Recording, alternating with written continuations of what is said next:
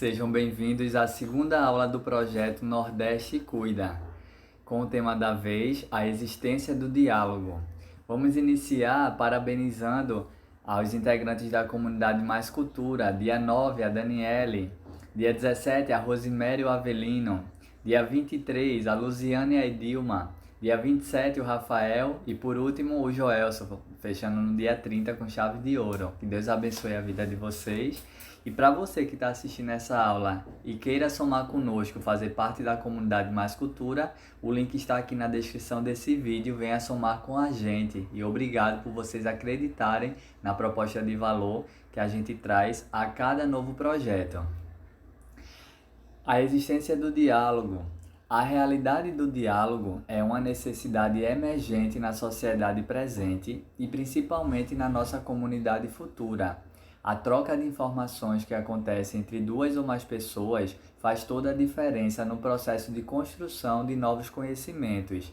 E nessa aula de hoje, a gente quer trazer a existência do diálogo como um importante impulsionador de abrangência e amplitude da nossa cultura. Para que a gente possa se fortalecer culturalmente, a gente precisa estar sempre com um diálogo aberto, um diálogo que consista em clareza para que as pessoas compreendam e possam interagir umas com as outras. Como dizia Paulo Freire, não há educação sem comunicação. Freire influenciou o modo de fazer o ensino através da educação dialógica, onde se pode ensinar e aprender qualquer tipo de agrupamento de indivíduos a partir de elementos próximos do mesmo.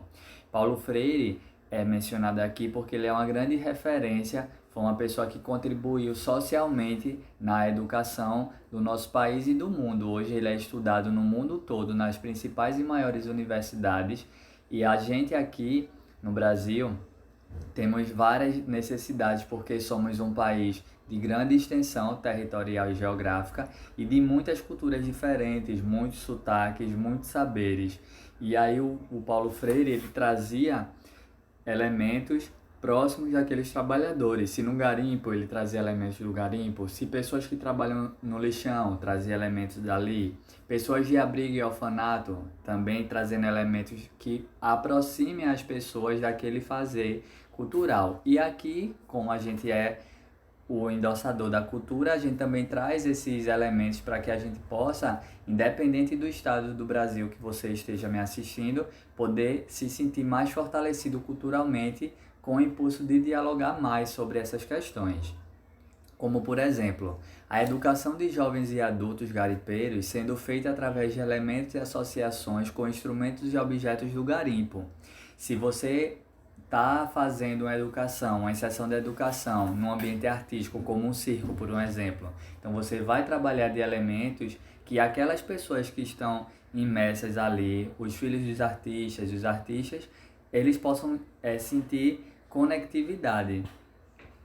Se não há receptor que troque informações com o emissor, não existe diálogo, pois o processo de comunicação se faz na presença de elementos como mensagem, transmissor e receptor.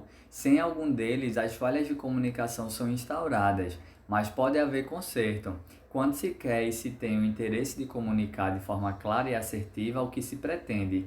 Aqui a gente traz 3 elementos importantes, que é a mensagem, que é o conteúdo do que a gente quer transmitir, o transmissor, que é a pessoa que está trazendo essa mensagem, e o receptor, a pessoa que está ouvindo. Nessa nossa aula, como por exemplo, a mensagem está sendo dita tanto oralmente, através do som da minha voz, como na escrita, através da apresentação dos slides dessa aula expositiva. O transmissor sou eu, professor Richard, e o receptor são vocês, que estão aí espalhados por todos os estados do Brasil, e que o nosso interesse é fazer com que esse conteúdo te impulsione a você refletir e a trazer também um retorno através da sua resposta lá nos comentários desse vídeo às questões que a gente vai propor. Novas tecnologias têm feito o processo de comunicação e globalização se estreitarem. Afinal, O que nas sociedades antigas parecia impossível, nas sociedades presentes e futuras é real, que são mensagens instantâneas para quem está perto ou longe, fisicamente e territorialmente. Esse processo facilitou muito o jeito de fazer e se comunicar de diversos grupos sociais, como a nossa comunidade Mais Cultura. Hoje a gente trabalha em espaços que a tecnologia ela aproximou as pessoas de não precisarem ir presencialmente na loja, né? Um exemplo que eu estou vivenciando é na farmácia. As pessoas conseguem fazer um delivery, a gente consegue fazer a entrega desse produto na casa do cliente para deixar ainda melhor, com mais conforto e mais segurança. Então, a tecnologia ela trouxe um ganho muito positivo para quem faz a mensagem acontecer e para quem recebe. Portanto, a existência do diálogo deve ser sempre ponto de partida de nossas relações, seja pessoal ou no trabalho. Sem as trocas de informações básicas, não temos como avançar nesse mundo que vive sendo bombardeado de inúmeras informações e o tempo todo. Se comunicar, mesmo que não seja através da sua voz, mas através da sua forma de se portar, da sua vestimenta, maquiagem, cabelo, um perfume, tudo são elementos que trazem uma comunicação. Agora a gente vai para o segundo momento da nossa aula, que é o projeto Mala de Viagem. Dessa vez a gente vai para Boa Vista, Roraima, e a gente vai mostrar a vocês alguns pontos turísticos super importantes, como é o que temos aqui no Monte Roraima. Situado no extremo norte do estado de Roraima, de área brasileira, corresponde a apenas 5%. 85% fica na divisa com Venezuela e 10% ficam no território da Guiana. Então, assim, é uma parte do Brasil que divide com outros países. E o oitavo ponto mais alto do Brasil, levando 3 dias para chegar no topo e 2 dias para voltar. Com altitude de 2.850 metros, o Monte Roraima possui cerca de 31 km² e foi descoberto pelos europeus em 1595, já datando 429 anos, durante a colonização espanhola e britânica na região. No topo do monte é encontrado muitas cachoeiras, rochas, cerca de 40 espécies de aves e plantas carnívoras. O planalto do monte é composto por 98% de grãos de sílica, recoberto por camadas de argila, conglomerados e diques de diorito, datados do período Mesozoico. Então veja que lugar espetacular de cinema real oficial, que é o Monte Roraima, que é um dos pontos altos aqui do Brasil, um dos mais altos e reconhecidos, né? Parece realmente algo assim de cinema, e é um lugar muito bonito que é ainda pouco explorado por nós brasileiros. O nosso segundo ponto, nosso segundo destino é a Orla Taumanã. A Orla Taumanã é uma grande estrutura suspensa sobre a margem direita do Rio Branco, no centro histórico da cidade brasileira de Boa Vista, capital do estado de Roraima. Construída e mantida pela prefeitura do município. Foi inaugurada em julho de 2004, já fazem 20 anos, e revitalizada em 2020, também fazendo 4 anos. Taumanã vem da língua macuxi, que significa paz. Os nomes das duas plataformas do local têm origem indígena. A superior se chama Meremé, que significa arco-íris, enquanto a inferior se chama Wequepá, que significa nascer do sol. A orla é um espaço feito em plataformas que contam com lanchonetes, restaurantes, espaços para caminhada e descanso. Todo o espaço foi modernizado, os sistemas elétrico e hidrossanitário foram trocados, assim como o revestimento e o forro de gesso. Então veja que lindo a Orla Taumanã, que é do norte, né, do nosso país, e que a gente precisa tanto explorar esses destinos que a gente tem por aqui, ao invés de supervalorizar apenas os que a gente já conhece, que é difundido mundo afora. Então, Brasil e seus encantos. Para o nosso terceiro destino, a gente vai falar sobre a comunidade Xixuaú. Rorainópolis, Roraima, Iguarapé, Xixuaú, Rio Jauaperi. A ausência de conforto urbano é esperado, se não desejada, compensada pelo contato imediato com a natureza e com a população local. O lugar não parece muito quente ou úmido. Como não é um parque ou zoológico, mas sim uma selva, o contato e visita de animais selvagens e extintos em seu habitat natural é único e impagável. Mantenha-se aberto e com muito bom humor, pois os guias não são bilíngues e não falam inglês. O contato com a comunidade ajuda muito o passeio a ficar melhor ainda. Aqui é uma comunidade que ela recebe turistas do mundo todo.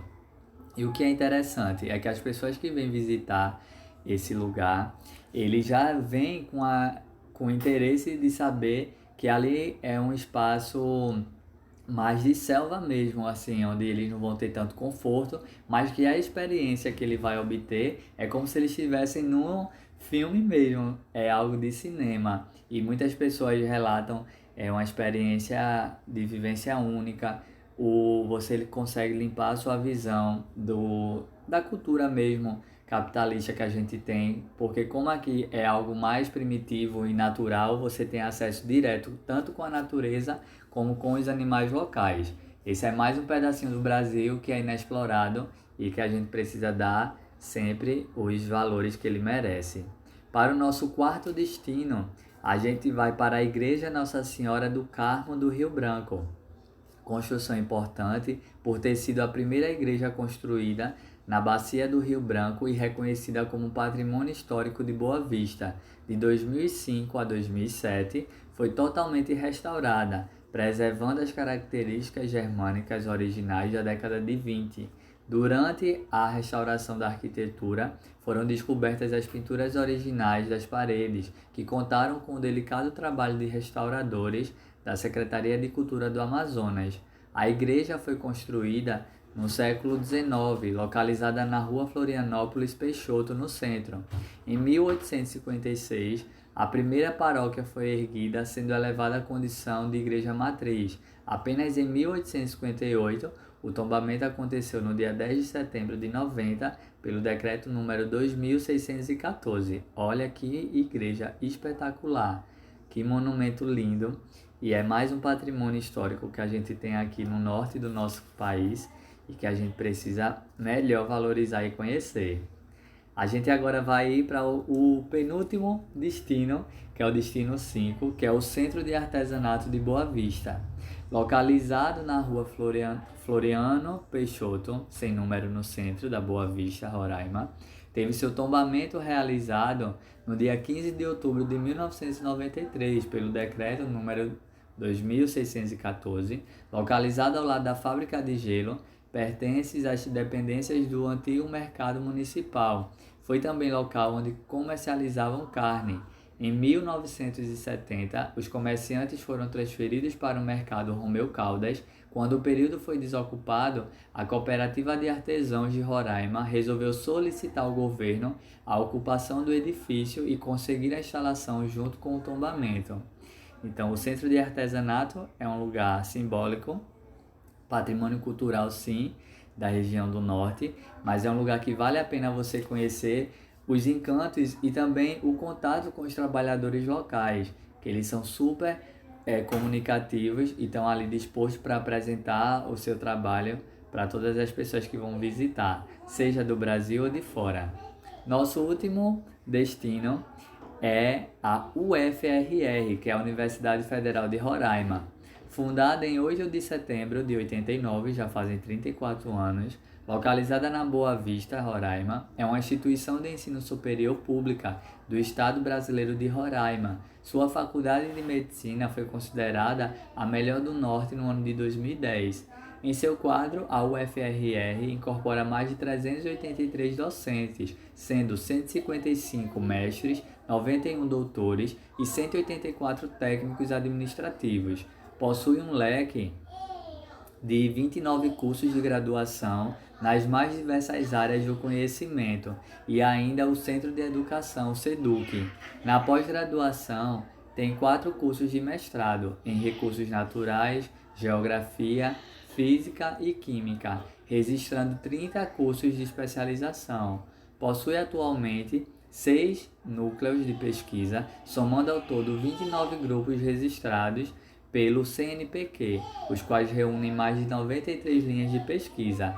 Então, a UFRR é mais um dos patrimônios que a gente põe aqui, porque cada estado ele tem a sua faculdade que é pública e que ela merece todo o valor, porque é através dos estudantes e alunos que fazem os cursos desse Brasil aflorarem, acontecerem, a gente tem acesso hoje também com a tecnologia ao atendimento online, onde a gente pode ter acesso a profissionais de todos os estados, independente de onde você se encontra. Então as universidades ela têm um papel super importante no desenvolvimento cultural local, tanto quanto nacional.